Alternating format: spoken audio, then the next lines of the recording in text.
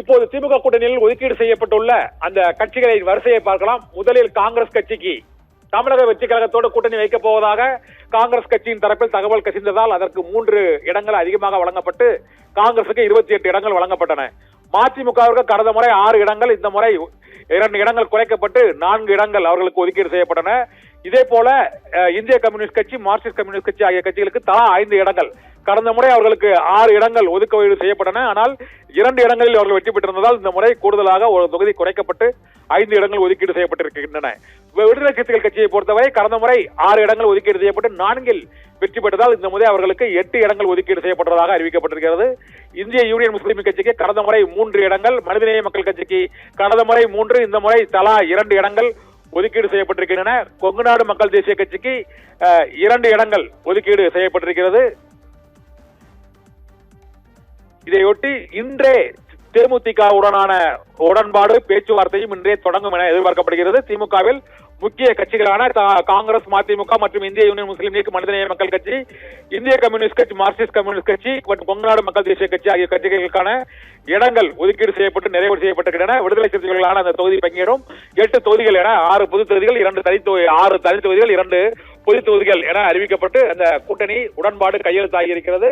இன்னும் சில நிமிடங்களில் அந்த விடுதலை சிறுத்தைகள் கட்சியின் தலைவர் தொல் திருமாவளவன் இந்த தொகுதி உடன்பாடு குறித்து செய்தியாளர்களுக்கு இன்னும் சில நிமிடங்களில் பேட்டி அளிக்க இருக்கிறார். விடுதலை சிறுத்தைகள் கட்சியை பொறுத்தவரை இந்த தேர்தலை பொறுத்தவரை அவர்களுக்கு சாதகமாக கூடுதலாக 2 இடங்கள், அனைத்து கட்சிகளுக்கும் இடங்கள் குறைக்கப்பட்டு வந்த சூழ்நிலையில் திமுக கூட்டணியிலேயே கூடுதலாக 2 இடங்கள் விடுதலை சிறுத்தைகள் கட்சிக்கு தான் வழங்கப்பட்டிருக்கிறது என்பது முக்கியத்துவம் வாய்ந்ததாக கருதப்படுகிறது.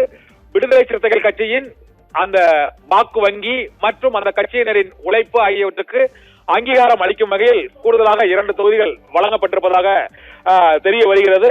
இந்த 8 தொகுதிகள் என்பது இந்த முறை அவர்கள் கடந்த முறை போட்டியிட்டதில் அதிக இடங்களில் வெற்றி பெற்றதை கருத்தில் கொண்டு கூடுதலாக 2 இடங்கள் அவர்களுக்கு இந்த முறை வழங்கப்பட்டிருக்கிறது என்றும் வெளியாகி இருக்கிறது. இதனால் விசிகாவிற்கு இந்த முறை 2 பொது தொகுதிகள் என மொத்தம் 8 தொகுதிகள் ஒதுக்கீடு செய்யப்பட்டிருக்கிறது. வழக்கமாக திமுக கூட்டணியில் அந்த பொது தொகுதி வழங்கப்படவில்லை என்ற ஒரு பொதுவான விமர்சனம், குற்றச்சாட்டு வைக்கப்பட்டிருந்த சூழ்நிலையில் அந்த விமர்சனத்துக்கு முற்றுப்புள்ளி வைக்கக்கூடிய வகையில் விடுதலை சிறுத்தைகள் கட்சிக்கு 2 பொது தொகுதிகள், 6 தனி தொகுதிகள் என தொகுதி ஒதுக்கீடு செய்யப்பட்டிருக்கிறது.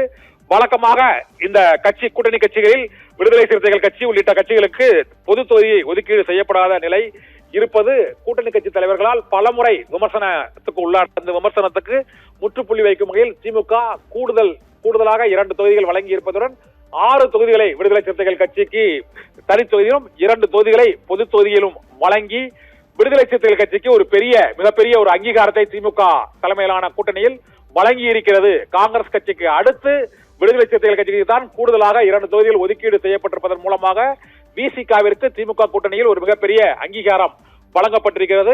மேலும் வழக்கமான அந்த விமர்சனத்திற்கும் பொது தொகுதி தனி தொகுதி விமர்சனத்திற்கும் ஒரு முற்றுப்புள்ளி வைக்கக்கூடிய வகையில் 2 பொது தொகுதிகளும் அவர்களுக்கு ஒதுக்கீடு செய்யப்பட்டிருக்கிறது.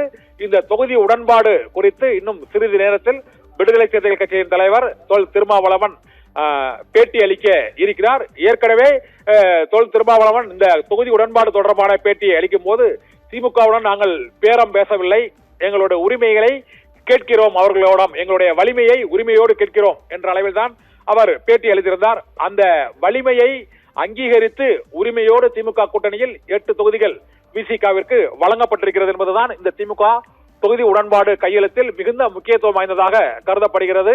ஏனென்றால் அந்த கட்சியில் போட்டியிட்ட அனைத்து கட்சிகளுக்கும், காங்கிரஸ் தவிர அனைத்து கட்சிகளுக்குமே அங்கு தொகுதிகளின் எண்ணிக்கை குறைக்கப்பட்ட நிலையில் திமுக கூட்டணியில் விடுதலை சிறுத்தைகள் கட்சிக்கு கூடுதல் இடமும் முக்கியத்துவமும் அங்கீகாரமும் விமர்சனத்துக்கு ஒரு முற்றுப்புள்ளி வைக்கக்கூடிய வகையில் 2 பொது தொகுதிகளும் வழங்கப்பட்டிருப்பது அரசியல் ரீதியாகவும் மிகுந்த முக்கியத்துவம் வாய்ந்ததாக கருதப்படுகிறது.